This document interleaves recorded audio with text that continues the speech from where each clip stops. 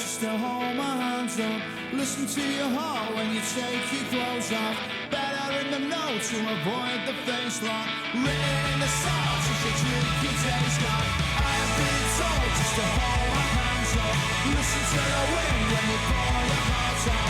Maybe one day I will wreck you, mate, but I will shoot you down. I will shoot you down now.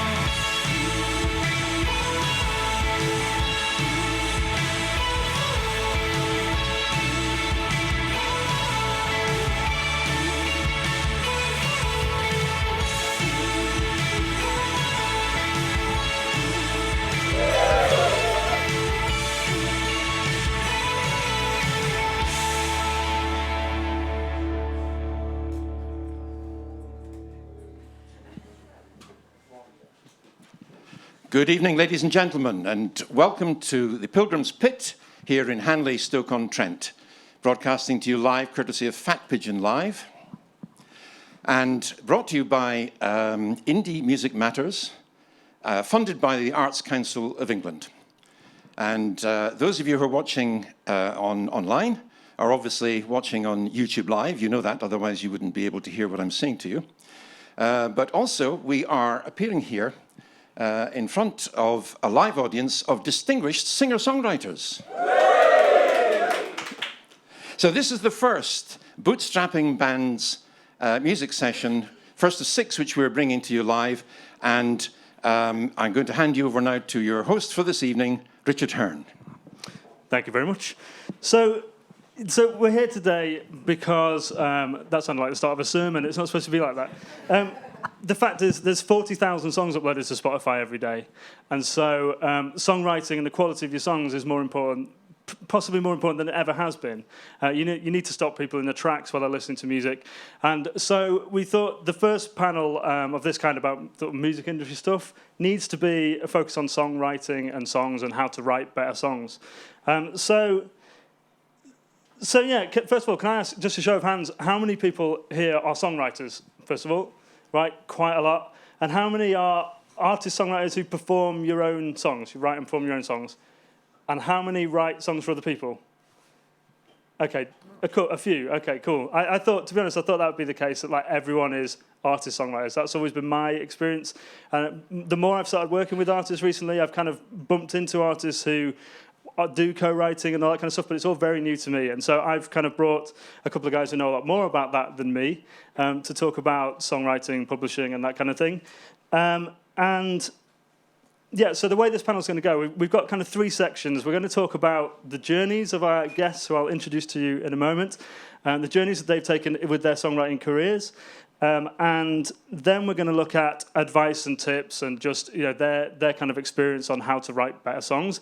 And then we're going to look at monetization and how to kind of turn songwriting into an income stream and how the money works, that kind of thing.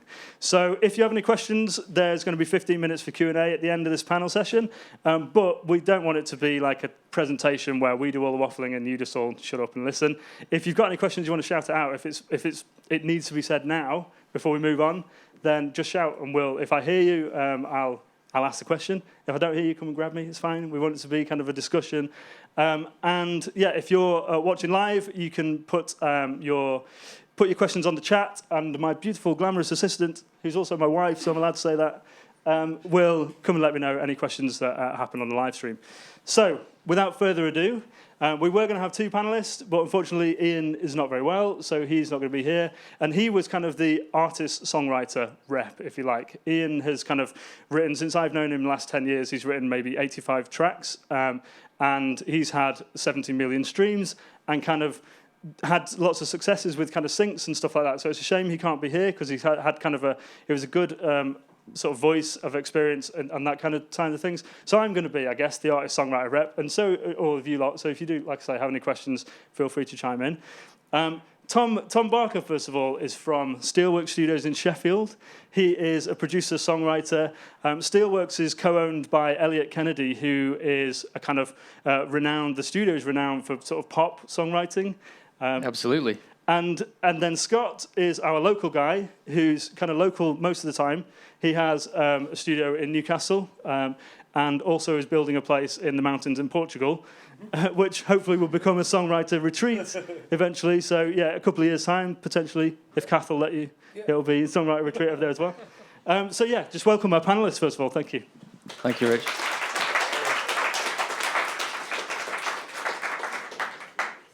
So I'm going to try and do this without looking at the notes. And we've had a quick chat before we kind of came on here. And the first thing I want to talk about is your journeys into songwriting. So how do you go from, I guess, just being a musician and artist to kind of going, okay, songwriting is the thing that I want to do? Do you want to start about your... Yeah, of course. Cool. So I started out in a band, actually, with my now wife and brother-in-law. And we started writing songs. I mean, this must be going back about 10 years now. And I'd been playing piano and trumpet. We've just been talking about this. We're both brass players, as it goes. But I'd been kind of in music for a long time. But we got into a band when I was probably about 18, I think. And things started getting quite serious. We'd got a pretty decent manager who used to be with 19. She managed people like Billy Piper back in the day and those kind of artists. And we were doing school tours, building a fan base that way, really. We did actually one of the biggest festivals that I've ever played was Stoke 2012 Live, which is, like I say, is going back a number of years now, but it was a great experience for me. As a result of being in that band, we were writing quite a lot of songs with different songwriters in and around London. That was the happening place. That's where everything happens, apparently, in the music industry. Actually, that's a lie, which you figure that out pretty quickly, I think. And I ended up going to Steelworks Studios, which is now where I'm based. To record there with the band, or? To record with the band. And it just happened that Elliot Kennedy was literally about half an hour from where we live. So having traipsed to London several times and tried to sort of get ourselves in and around that scene, we realised that right on our doorstep was a world-famous record producer and songwriter that we could tap into, so to speak. So we landed there. And I've never really looked back, to be honest. It's led me to where I am today. I just didn't really leave once I walked through the doors, which is I think is the case with a lot of songwriters and producers. So yeah, that's just going back a little bit. Like I say, my experience of sort of songwriting has been that I've always been in the band and always been part of the songwriting. And we've talked about this before, but like the idea of someone else coming and writing songs with me and my band was like, whoa, we write the songs, that's our bit.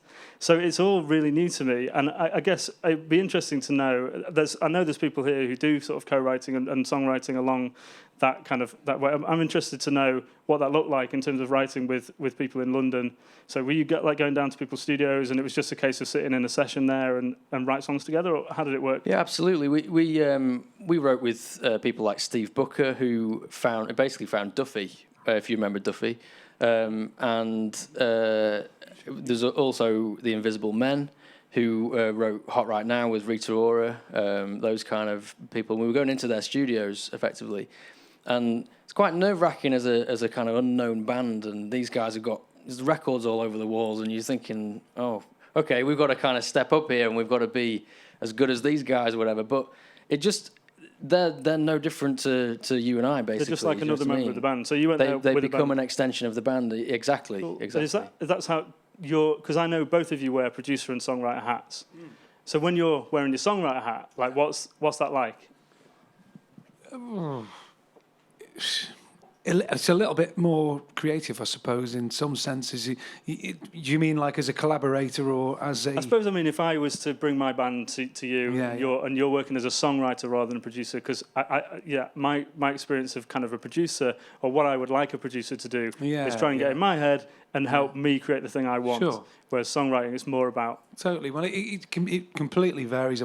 Sometimes someone will come in a room, you click straight away, ideas are flowing, nobody's there's no kind of weirdness about who owns what, and then other people you'll sit with and you kind of sit there and nothing happens, and you feel awkward, and then you go home, So it really is. I mean, I've done a lot of, like you say, I've been the person in the, the studio where bands and different people have come to write with us, and I've done songwriting camps all around the world, and it's never the same. One session is never the same as another. So when did you kind of go from, because I know you're both in fact performers and songwriters and producers.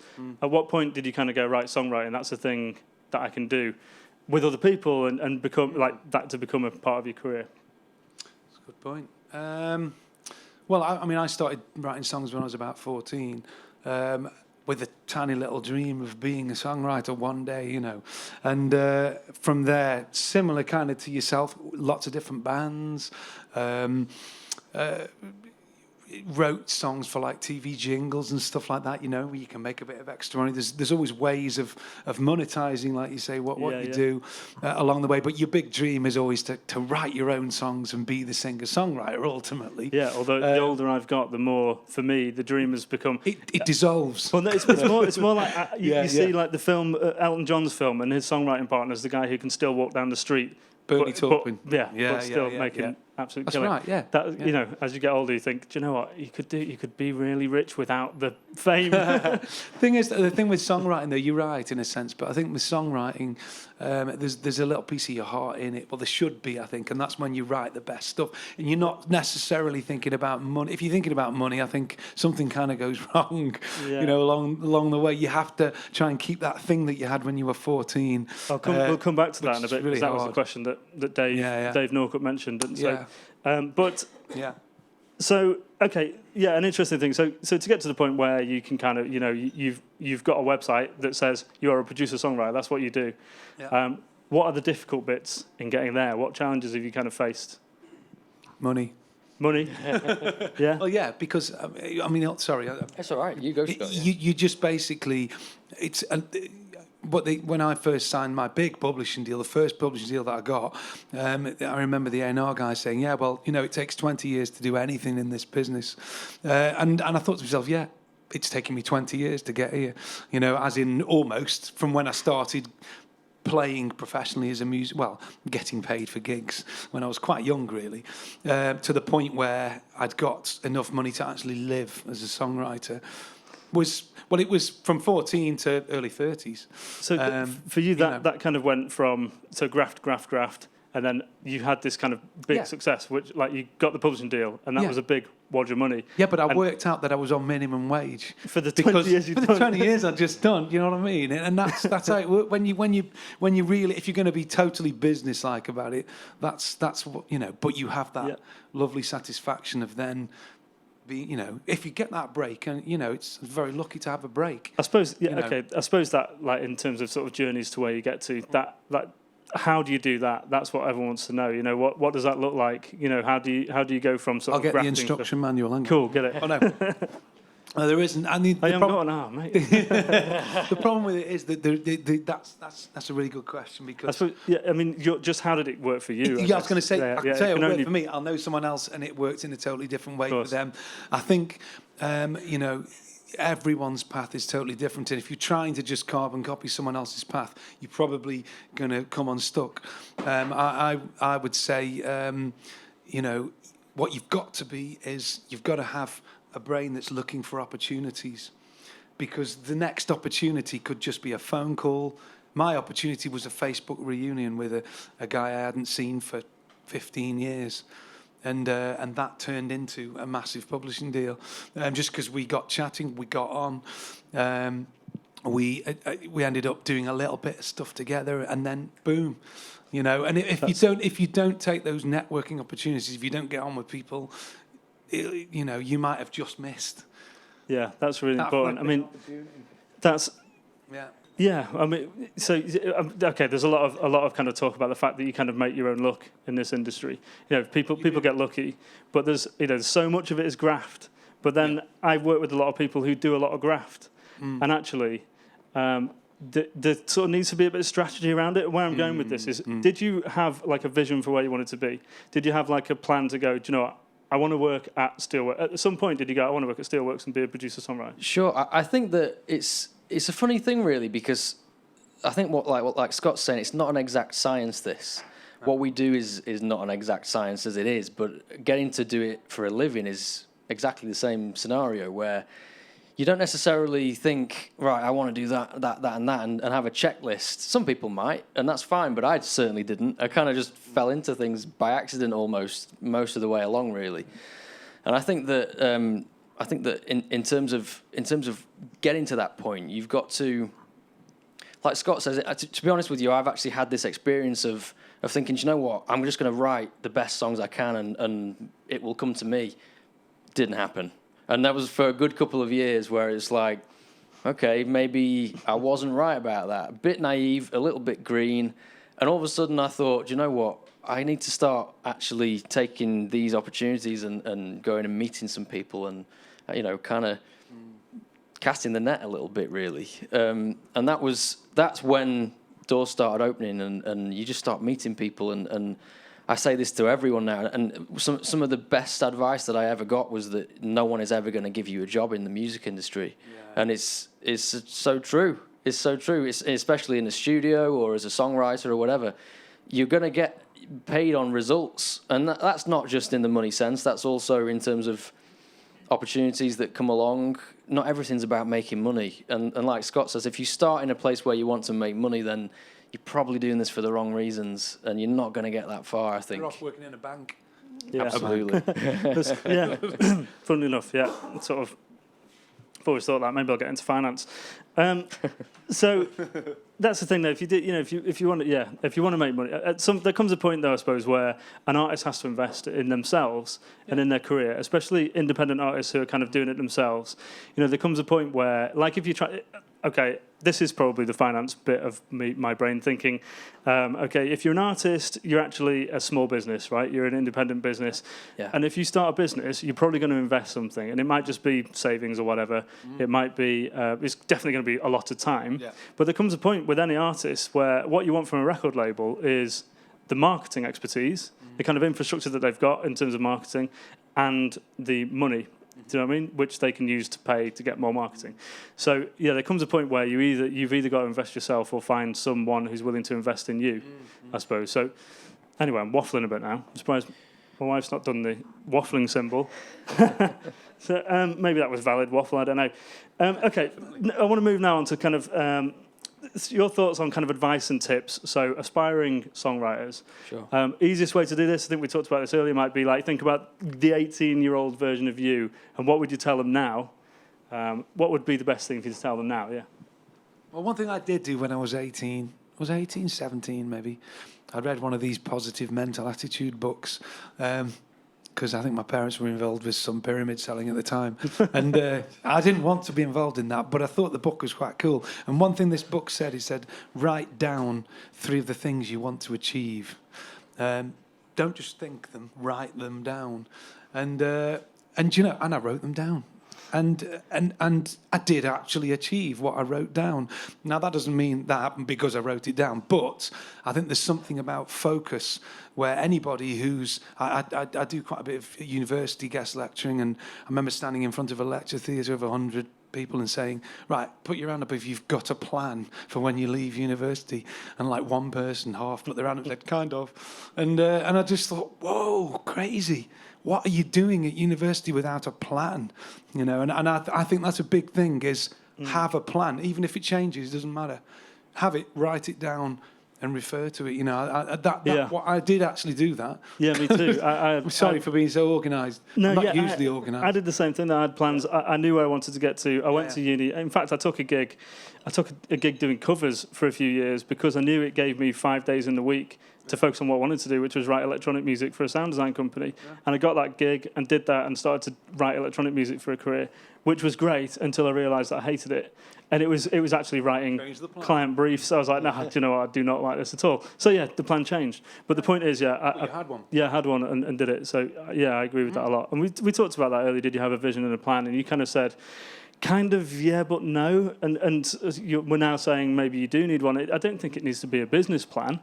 But again, sort of coming back to the fact that if you're an independent artist, you are actually an independent business.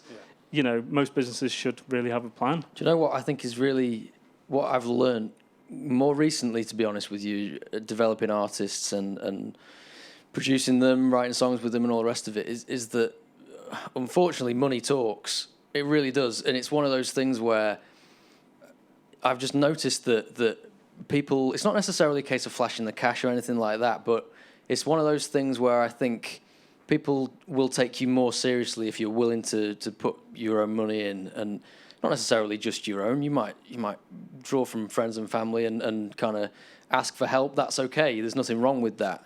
But I think at the same time, in terms of what I look for in an artist, it's not just a case of have you got any money. It's more about really, are you willing to do anything it takes to be an artist in this industry, because that's what I'm going to need from you out the other side of this. It's all right making great songs and music and having something to show for it. That's all well and good, but then what? What are you going to do with it after that? And I think that, for me, is what's kind of important, is that you're willing to go the extra mile, and that might mean having to take 3 jobs. And I actually know artists that have done that just to fund being in the studio. And instantly you look at those artists and you think, do you know what? You've got it, It's me, and you really want this more than most. I mean, you touched on something there that's, I think, quite important, and what I'd like to talk about as well, about like how, in your opinion, what makes a good song, right? I know that's kind of pretty out there and subject to, it's quite a subjective thing, but there comes a point where it's like, okay, I love that song, but no one else does. Right. I think more the question would be, what makes a successful song? Go for it. Yeah. I don't know. All right. If I knew Anyone?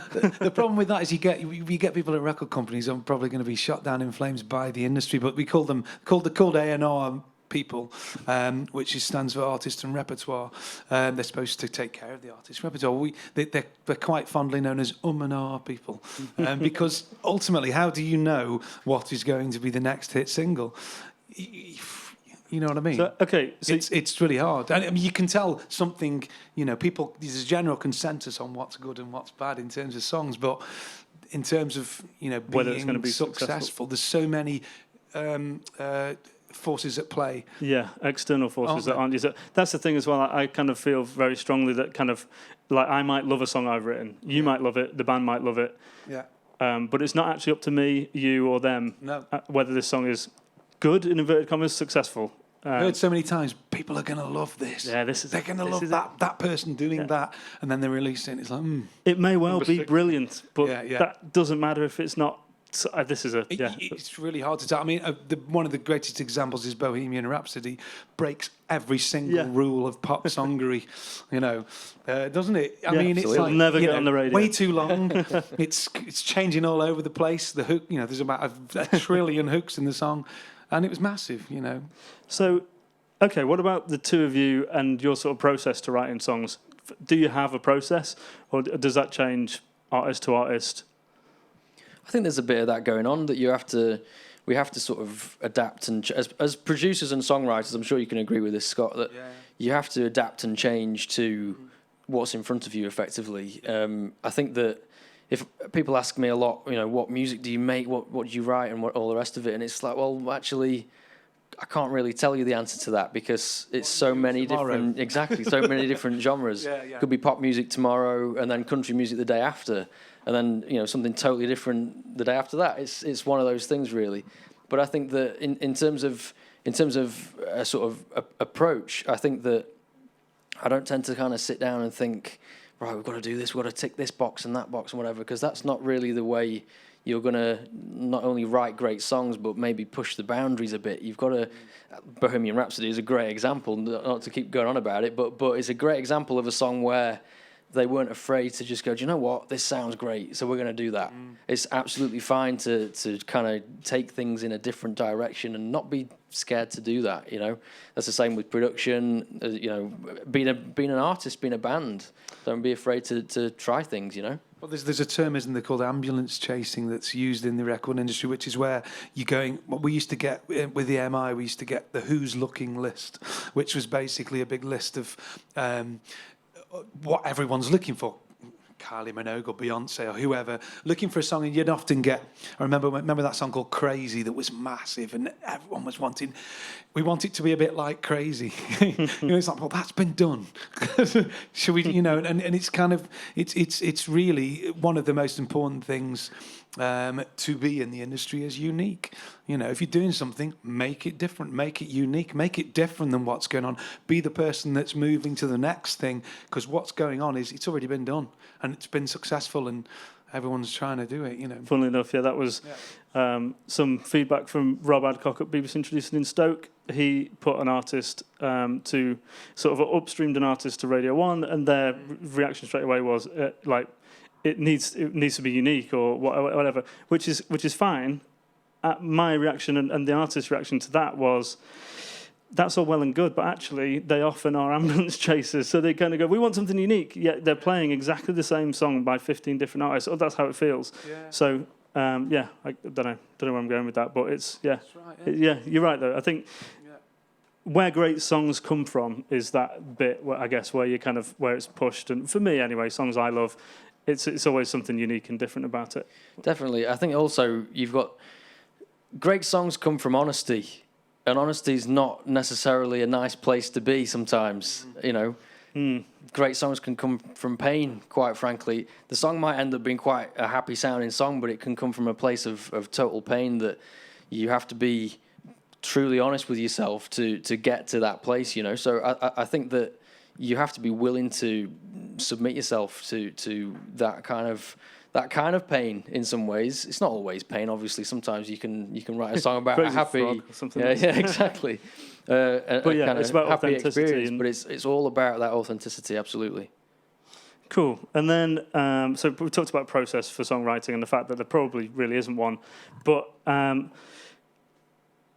we talked about what advice you'd give to your kind of 18-year-old self. I suppose just revisiting that really, like what in terms of songwriting specifically, knowing what you know now. If I was to come to you and I'm the 18-year-old version of you. That's a bit weird actually, but the question is how what do I need to do to write better songs, or how do I improve this song? Like what is there any sort of tips and advice you give to people other than what we talked about, which is just make it unique and push it as far as you can go and be authentic. And in fact, we've given quite a lot. So it's hard actually you want to try and really say something profound. Like, this is what you need to do, but it's really hard. And usually you have to, like we were talking about before, it's case by case, isn't it? Everybody has different aspirations. First of all, you've got to work out what it is you want. Why are you writing a song? What's it for? Is it for you, or is it for the charts? Whatever that means these days. In fact, that's a good one. Do you know what I mean? What's it for? There's a good... Because it doesn't matter. If it's just for you, do whatever you want. A good angle really about any bad recommendations anyone's ever given to you. So any bad advice, because I've had bad advice on writing songs. I've been told, and I joke about this with some of the artists I work with, but you need to write a hit single. What? That's what they always used to say on the Who's Looking list. Right, we're after a hit. Yeah. Oh, brilliant. I wasn't aware of that. Oh, sorry. You meant this one. I just write an average song today. I've got one in the back. Any other bad recommendations or bad advice? I think that especially when we were just starting out, a lot of the time we would get told. I think this kind of touches on what you were saying, Scott. Is that people just chase the charts, so to speak, and even our manager at the time. I remember was very much like she'd hear a song and be like, oh, you need one of those. And it was like, okay, but that's nothing like what we sound like or anything that we've ever written before. So sometimes it worked and we went in that direction and it kind of came off and something happened that was actually half decent. But other times it's just like, you know what, we're just going around in circles here and we're not actually getting anywhere. Going back to writing unique songs or even trying to sound a bit different to every other band that's out there, I think is hard enough in itself. Let alone if you're then just trying to chase what's already out there.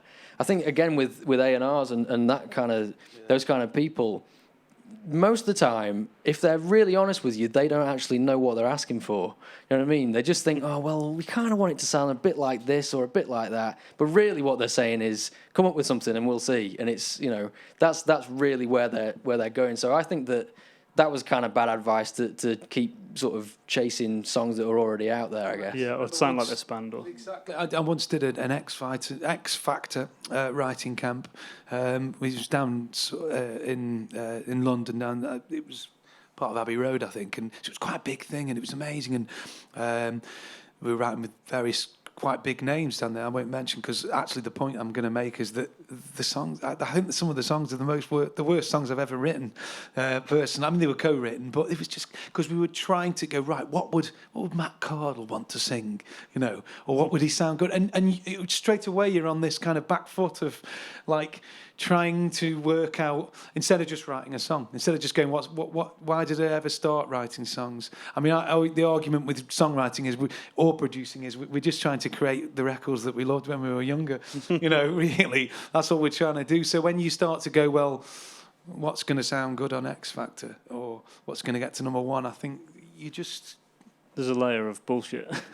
Massive layer. Yeah. So, okay, moving on to monetization, which is a terrible word. And we've talked about the fact that it's not the thing you should be chasing. But, But we do have, like, bills to pay. Exactly. And it's, yeah, I mean, talking about the income streams around songwriting, I think it's quite useful. I mean, we're aware that there's more than one copyright in a recording. There's the sound recording and there's the song itself. But it's kind of, yeah, so how does it get monetized, and how does the money flow? And as a songwriter, how does it work? Because... See, I really like what Tom said, which is that how much do you want it?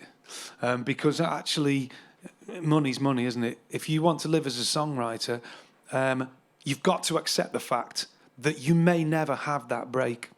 You may just spend your life writing songs that are really good, that you love, that lots of the people around you love, but they never actually get to that place of... that might sound really negative, but I don't think it is negative. If you're an artist, you have to do it, don't you? There's nothing wrong with that, and that's a good place to be as far as I'm concerned. And if you do that, then I think you're successful already, to be honest. But do you know what I mean? Yeah, and I think there's a lot of kind of... we've got another panel about artist income streams, and to me it's important for independent artists. I mean, I've always sort of thought, like I say, of artists as a small business, and you've got to think about all the income streams, and you may well never make all of the income to your small business from one bit, like songwriting. Well, I think what you're saying is income streams, and that's the point.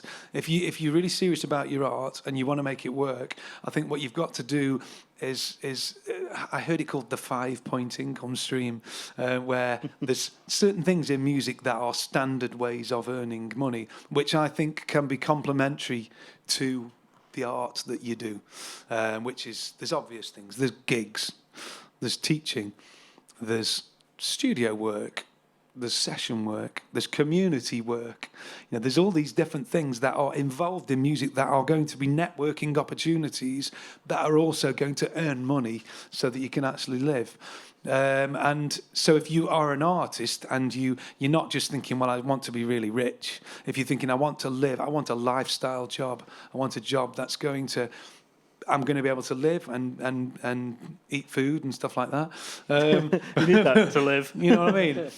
But also do my art in the hope, with the lovely hope that one day something's going to land in the right place, and then suddenly I'll get all the money I've just been working for the last 20 years.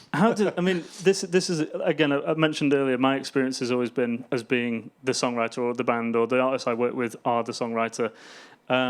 And from what I understand, we talked about this earlier, but, if you're co-writing, you go in a studio and whoever's in there, you kind of split the any potential income, future income.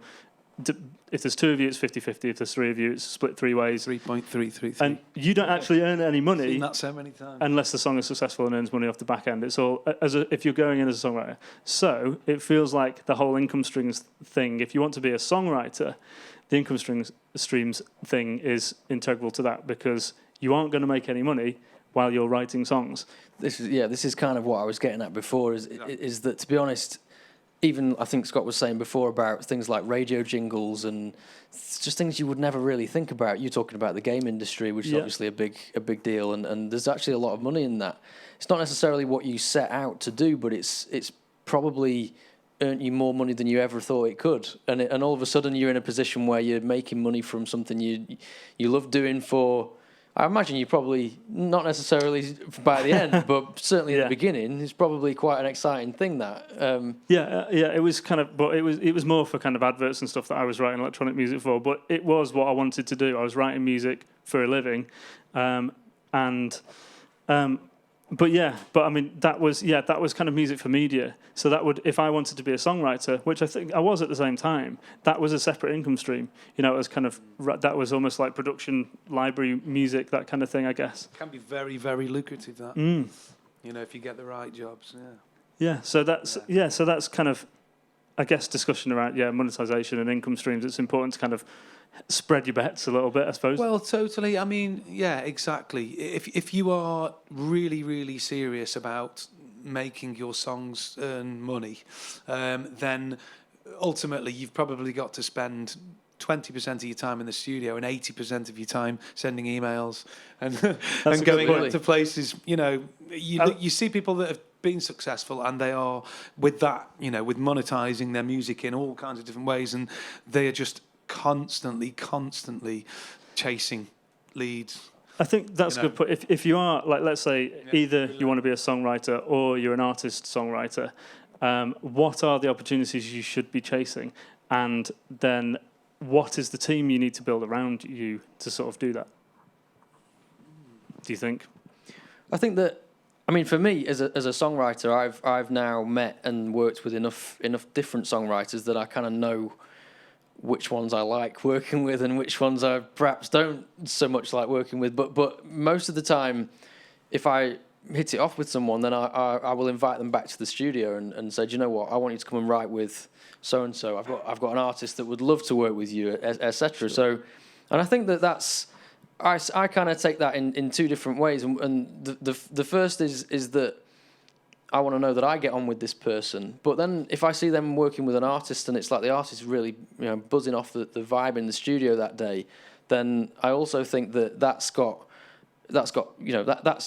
priceless for us in that kind of situation, because I think what's most important with what we do as songwriters and producers or artists is being comfortable in that environment. Again, going back to what I was saying before about getting to a place of honesty, you can't really do that if you feel on edge or you feel like you're there to make money, or it's got to be, you've got to kind of leave all that at the door in some ways. So that, you're talking about, so relationships and networking with other songwriters, to people that you can write with.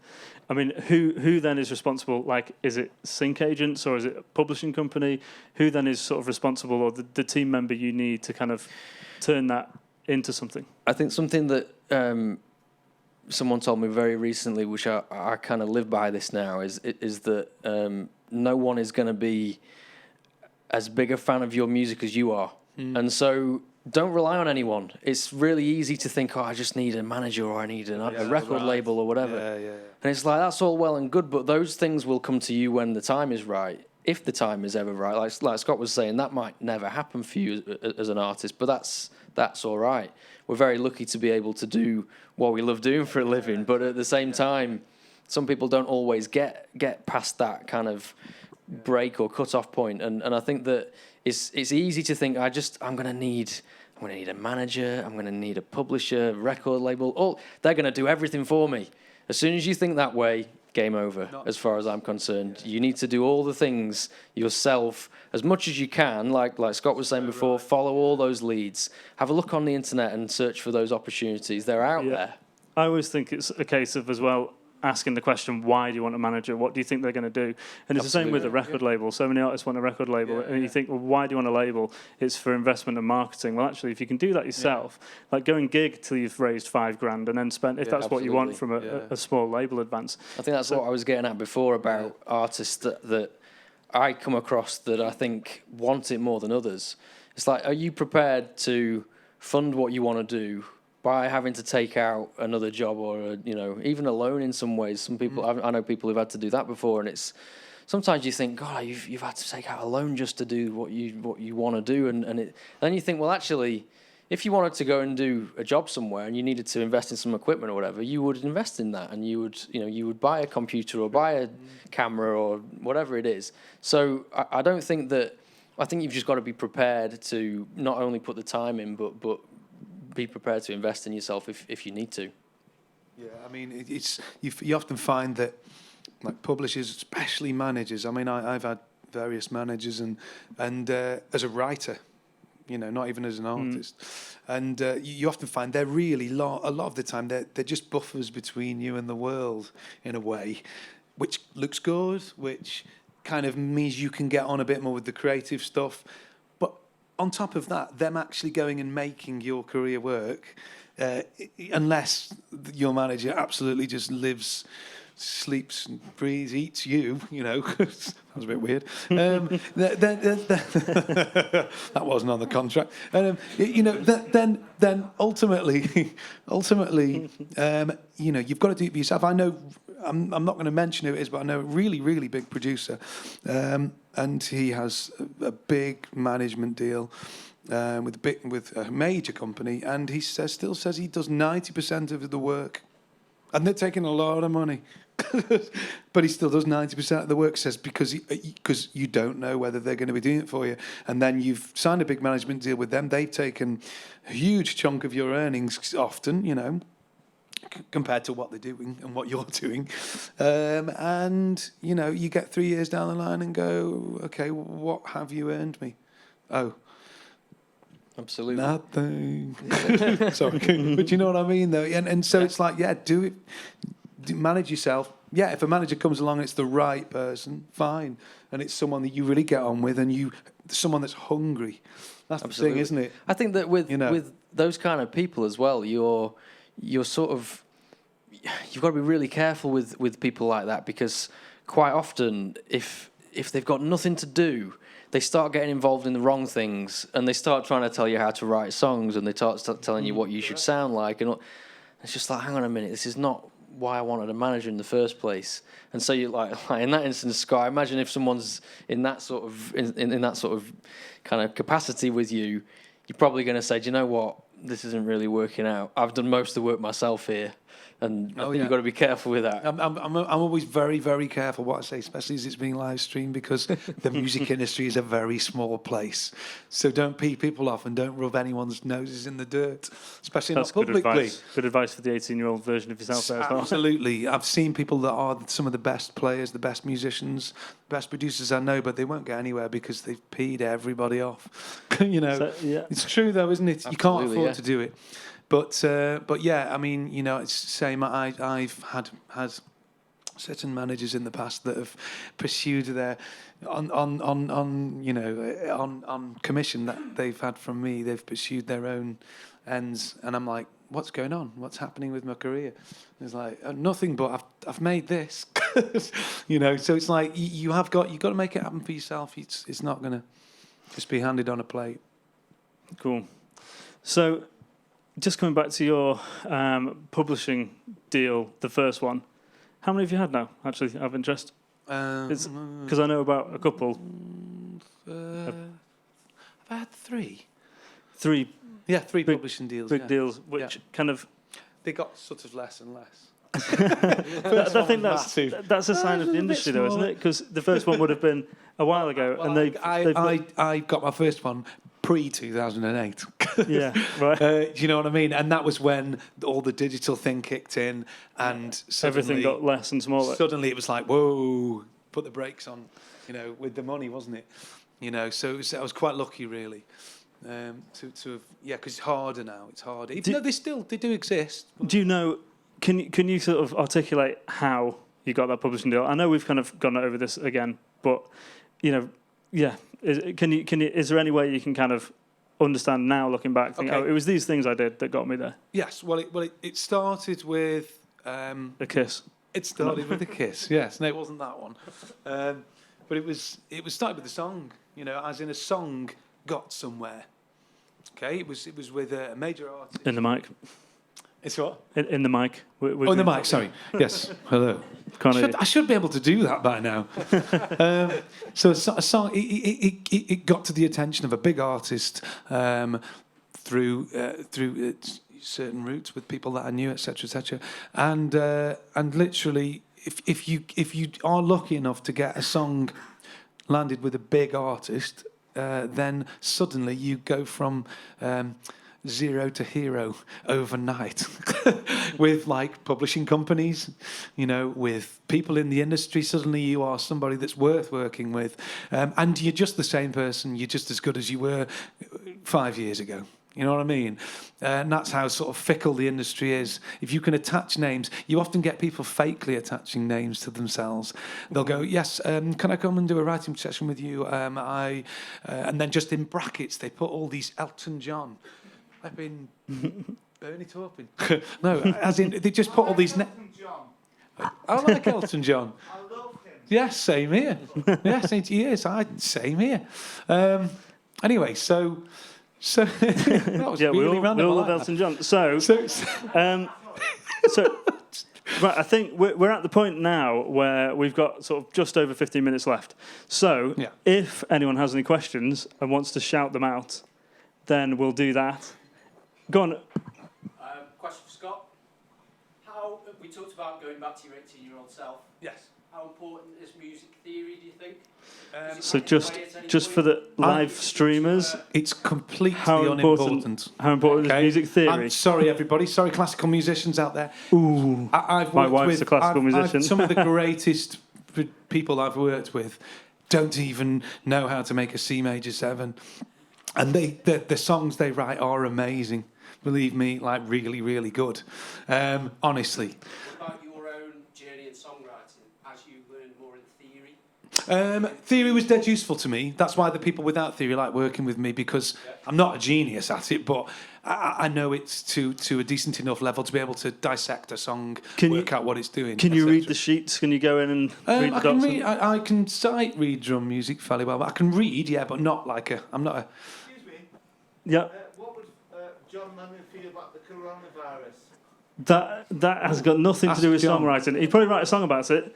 But one question we did have from Dave Norcup, you know Dave, it's here somewhere, was about the line between finding a balance between artistic style and commercial success, and whether commercial success is just a bonus to kind of, or if it's something that an indie artist should have as part of their goals. So I think that's an interesting conversation. We've sort of talked about it a bit. I think probably secretly most people have a desire to be commercially successful. It's definitely a goal. I suppose it's in terms of the odd strange person that doesn't. In terms of songwriting, I think to be honest, I've got to the point where I realise I'm probably not going to write songs again till I'm in my 50s and not bothered about commercial success. So. What about Tony Wilson? I'll get back to you on that. Hang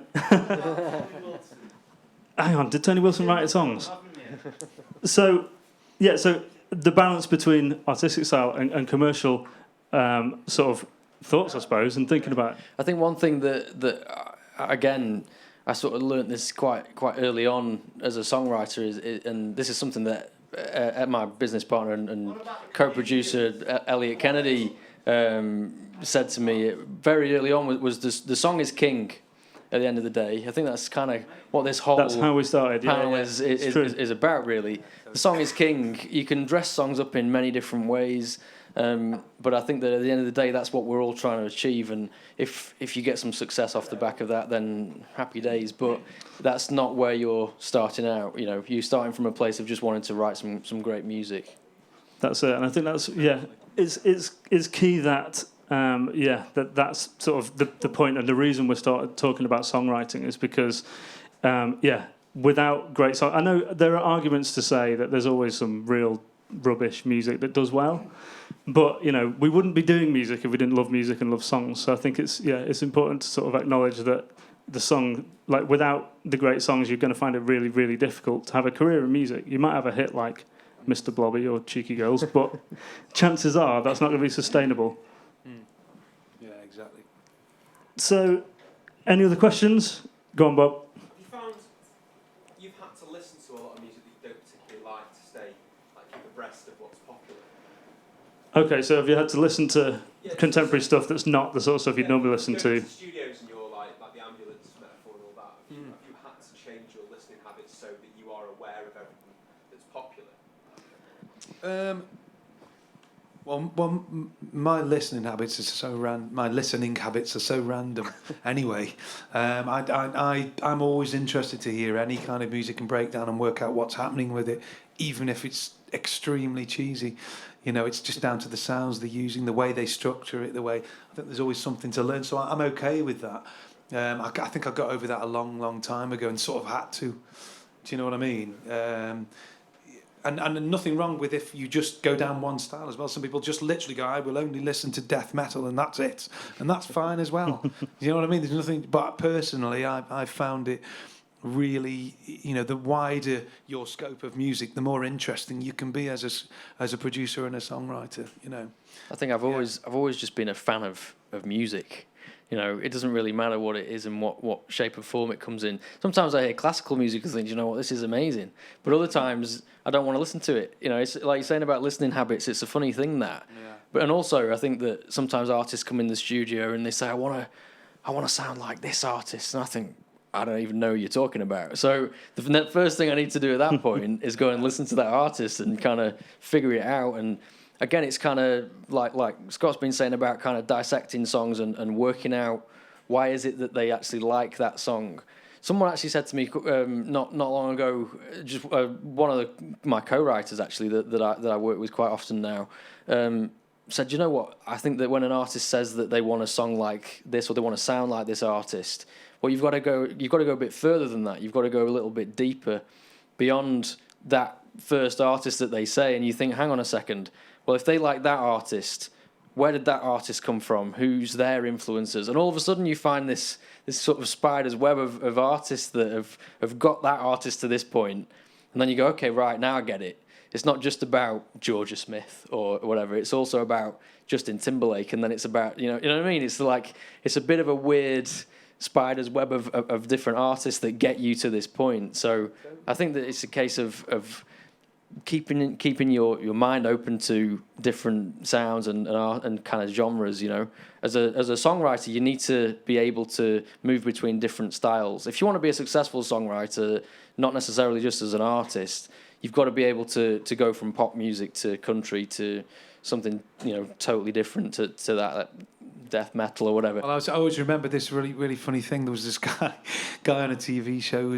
He was applying for a job in HMV, and he was sitting in the interview room, and they said, right, so John, whatever your name is, so what makes you think you would be suitable to work in HMV? What are your musical tastes? He says, listen, I like anything, all the way from death to thrash. So I thought that was quite funny. Brilliant. Anyway. Okay, cool. Has anyone got any more questions? Just shout them out. Go for it. Just what did you get into Steelworks through songwriting? Would you recommend it to any songwriters to go there? Absolutely. I think that the thing about Steelworks Studios, which is obviously where I'm based, I've been there now. I've been sort of knocking about for about 10 years, but I've been there as a producer and songwriter for about 5 years now, and. I think that the one thing that I just love about it is you walk in and the vibe is just great instantly. One of the first things you do is walk through the kitchen and everyone's kind of hanging out and having a coffee, whatever, and instantly you just sort of feel at home. And that was the problem for me. It's kind of a second home. I don't leave there too often, really, which is not a great thing. Thank you for leaving tonight. Yeah, absolutely. But I think that the great thing about it, like I said, and it comes back to what I was saying before about being able to be creative and honest, is about being comfortable. And instantly, I walk through the doors there, and I feel comfortable because it feels like home. You said that as well about the co-writers as well, and so it's about the environment. And your place at home is such a vibey place, and everyone goes in there. It's a musician's dream place. You're like, oh my god, there's music, there's instruments all over the walls. It's dead vibey. One day I'll come and record something there with you. Yeah. When I do my 50s album in my 50s. I thought there's a couple of questions quickly, but do shout up because I've sort of waffled on quite a bit. Two things. What do you think about AI in songwriting? Artificial intelligence? Are you scared? I think the one thing, again, that I will come back to is that as much as AI is clearly taking over in many areas in the world... Like lift music, probably? Yeah. There's that one thing that you just can't get away from, which is AI, I don't think, is ever going to be able to feel that kind of pain and go through different emotions. I keep coming back to pain, which is a little bit weird. But what I mean is that it's like it's emotions that are human emotions, you know. And I'm sure someone will figure out a way of programming it into a machine someday. Absolutely fine. But it's never, you're never going to get that from the same kind of feeling from a machine as you are from three different songwriters in the room all vibing off each other, you know, writing a song together. I just don't think that's ever going to change. I always think you've got to go back in time if you want to learn about what things are going to do in the future. So if you look at, okay, for instance, the Fender Rhodes piano was originally invented as a teaching instrument, I believe, so that you could have loads of pianos in a room. And of course, it became its own sound and was okay. End of the 80s, everyone saying, "No, drummers, you know, pack it in. It's all over. There's drum machines." You know, of course, then the 90s blew up with Britpop, you know, which was all, you know, completely acoustic music. But of course, then drum machines had their place. So they start out as being, oh, that's a threat, but then humans turn them into something that humans turn them into something that is a creative instrument. So I reckon, like with AI, creative humans will artists find a way to using interact AI with it, so it'll become, and then it'll be retro. There's going to be a co-writer. Yeah, exactly.